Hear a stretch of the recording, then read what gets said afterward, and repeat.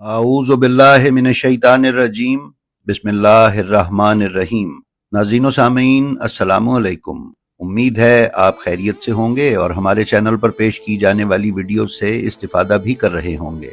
इसके साथ ही साथ हमारे दोनों channels blend of history old और ब्लेंड ऑफ हिस्ट्री ऑफिशियल को सब्सक्राइब भी कर चुके होंगे।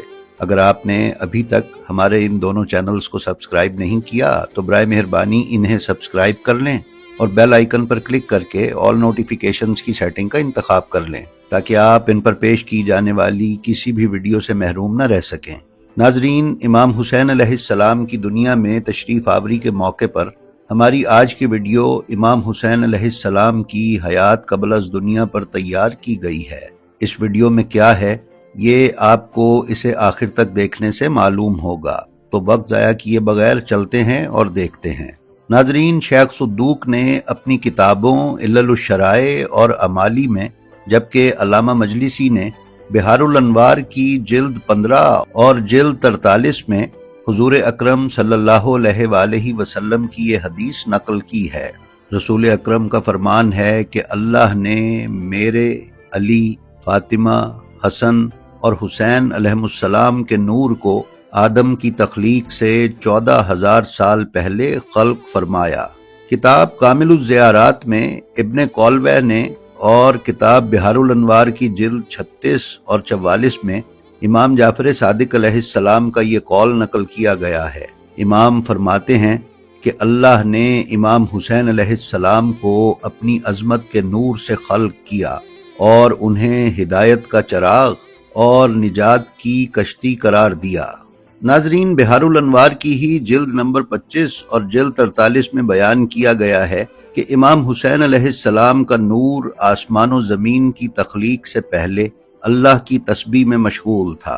अल्लामा मजलिसी ने बिहारुल अनवार की जिल्द नंबर 44 के सफ़ा 245 पर बयान किया है कि अल्लाह ने मखलूक़ात की तख्लीक से पहले इमाम हुसैन अलैहिस्सलाम के नूर को खल्क फरमाया और उसे फरिश्तों के लिए चराग करार दिया। अल्लामा मजलिसी ने बिहारुल अनवार की ही जिल्द 44 के सफ़ा 243 पर बयान किया है कि जब अल्लाह ने इमाम हुसैन अलैहिस्सलाम के नूर को खल्क फरमाया तो वो नूर गिरिया करने लगा, बस फरिश्ते भी उसके गिरिये की वजह से रोने लगे। नाजरीन, अल्लामा मजलिसी ने ही बिहारुल अनवार की जिल्द 44 के सफ़ा 216 पर कौले मासूम के हवाले से बयान किया है कि अल्लाह ताला ने मखलूक़ात की तख्लीक से पहले लौहे महफूज में इमाम हुसैन अलैहिस्सलाम के नूर को सब्त फरमाया। और बिहारुल अनवार की ही जिल्द 36 सफ़ा 58 पर तहरीर है कि अल्लाह इज़्ज़ोजल ने इमाम हुसैन अलैहिस्सलाम के नूर को खल्क फरमाया और उसे अर्श के सुतूनों में से एक सुतून करार दिया। फिर बिहारुल अनवार की ही जिल्द नंबर 44 के सफ़ा 240 पर है कि अल्लाह ने इमाम हुसैन अलैहिस्सलाम के नूर को तमाम हिजाबों और दीगर अनवार से पहले पैदा फरमाया। नाजरीन, बिहारुल अनवार की जिल्द 43 सफ़ा 265 और जिल्द 44 सफ़ा 247 पर बयान किया गया है कि ज़मीन की तख्लीक से पहले जन्नत इमाम हुसैन अलैहिस्सलाम के नूर से रोशन व मुनव्वर हुई। फिर इसी किताब की जिल्द 44 सफ़ा 249 पर है कि अल्लाह ने फरिश्तों को इमाम हुसैन अलैहिस्सलाम के नूर के ज़रिए आजमाया, बस जिसने उसे पहचान लिया वो निजात पा गया। फिर इसी बिहारुल अनवार की जिल्द 44 सफ़ा 208 और जिल्द 25 सफ़ा 5 पर है कि अंबिया अलैहिमुस्सलाम ने अपने रब की मारिफत इमाम हुसैन अलैहिस्सलाम के नूर के ज़रिए हासिल की।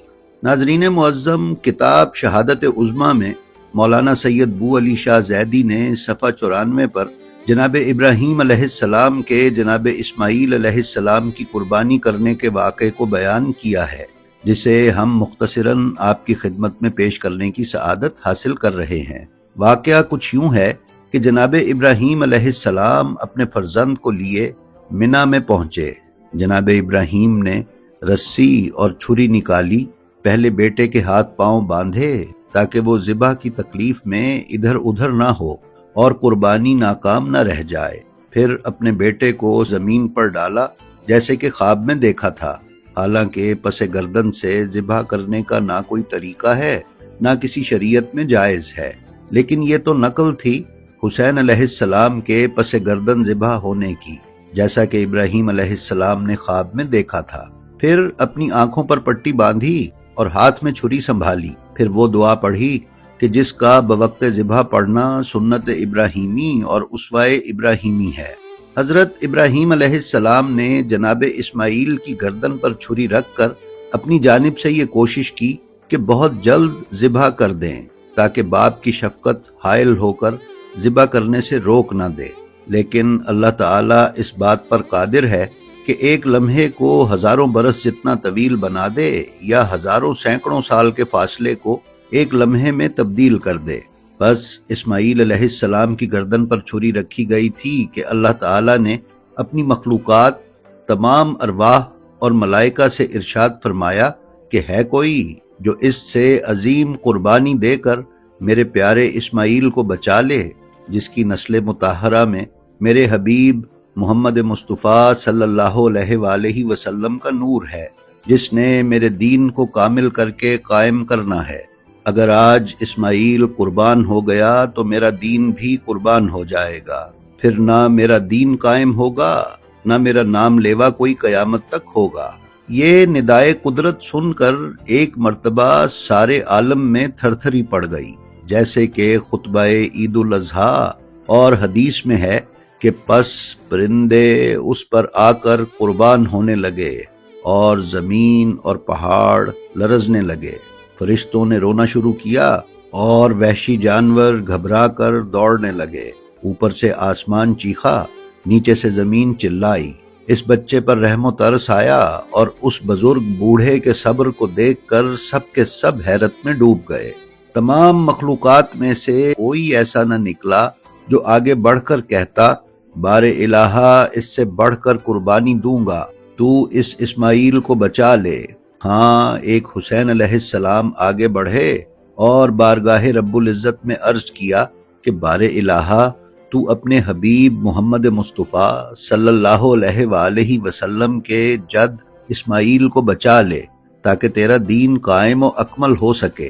میں اس سے بڑی اور سب سے بڑی قربانی دینے کو تیار ہوں اور ذبح عظیم بننے کو بھی تیار ہوں۔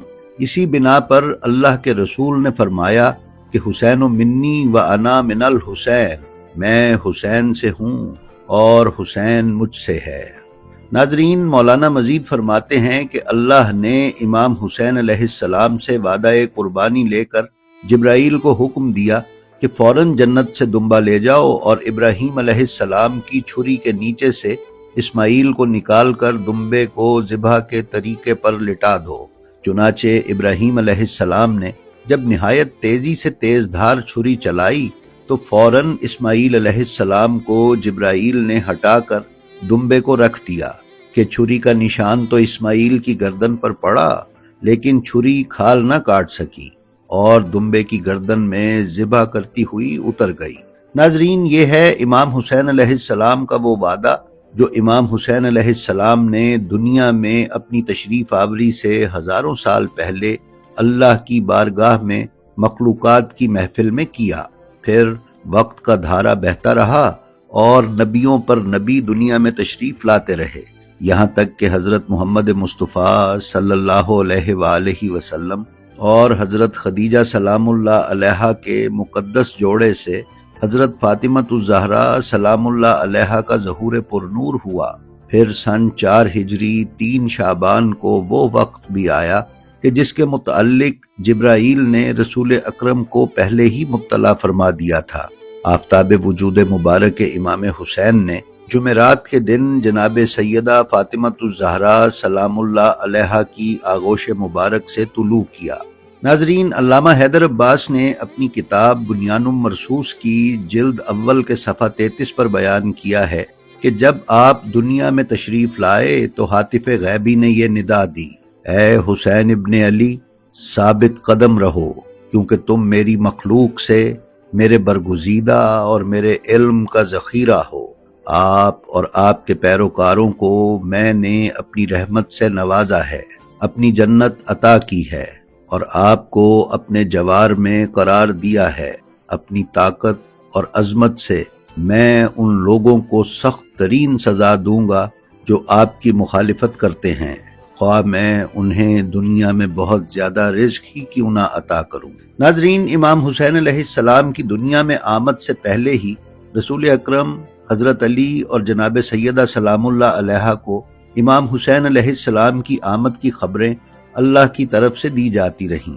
ان احادیث قدسیہ کے علاوہ اللہ تعالیٰ نے رسول اکرم صلی اللہ علیہ وآلہ وسلم کی مکی زندگی کے دوران نازل کی گئی سورہ الفجر کی پہلی 5 آیات میں بھی رسول خدا صلی اللہ علیہ وآلہ وسلم کی ذات اقدس سے حضرت زہرا سلام اللہ علیہا کے نور کا ظہور، اور پھر حضرت علی و جناب سیدہ سلام اللہ علیہا کے وسیلے سے دنیا میں امام حسین علیہ السلام کے تشریف لانے، نیز کربلا کے 10 دن 10 راتوں اور روز عاشور وقت فجر کو بیان کیا۔ مولانا سید بو علی شاہ زیدی نے کتاب شہادت عظمیٰ کے صفحہ 71 اور 72 پر سورہ الفجر کی ابتدائی 5 آیات کا لفظ بلفظ ترجمہ پیش کیا ہے، جو کچھ اس طرح ہے: قسم ہے مخصوص صبح یعنی عاشورہ کی اور 10 راتوں کی، اور مخصوص جوڑے علی و فاطمہ کی، اور مخصوص اکیلے رسول نور اول صلی اللہ علیہ وآلہ وسلم کی۔ کیا اس سانحے میں عقل والوں کے لیے قسم یعنی دلیل موجود ہے؟ ناظرین، کتاب سیرت سید الشہداء میں عماد الدین اصفہانی عماد زادہ نے صفحہ 25 پر ایک دعا نقل کی ہے اور بیان کیا ہے کہ حضرت امام حسن عسکری علیہ السلام نے اپنے وکیل القاسم بن الاؤ ہمدانی کے لیے توقیع صادر فرمائی کہ امام حسین علیہ السلام کے روز ولادت یہ دعا پڑھیں۔ ناظرین، اس دعا کا آغاز ان جملوں سے ہوتا ہے: اے معبود، میں تجھ سے اس مولود کے حق سے سوال کرتا ہوں جو اس وعدے کے دن پیدا ہوا جس کی شہادت کا وعدہ اس کی ولادت سے پہلے لیا گیا۔ جی تو ناظرین، یہ تھی ہماری آج کی ویڈیو۔ ہمیں امید ہے یہ آپ کو پسند آئی ہوگی۔ آپ سے گزارش ہے کہ ہماری جو ویڈیو آپ کو پسند آئے اس کا لنک اپنے حلقہ احباب میں شیئر کر کے علوم محمد و آل محمد علیہ السلام کی ترویج و اشاعت میں ہمارے حصے دار بنیں۔ آپ اپنا اور اپنے متعلقین کا بے حد خیال رکھیں اور خلق خدا میں آسانیاں تقسیم کرتے رہیں۔ خدا آپ کا حامی و ناصر ہو۔ السلام علیکم۔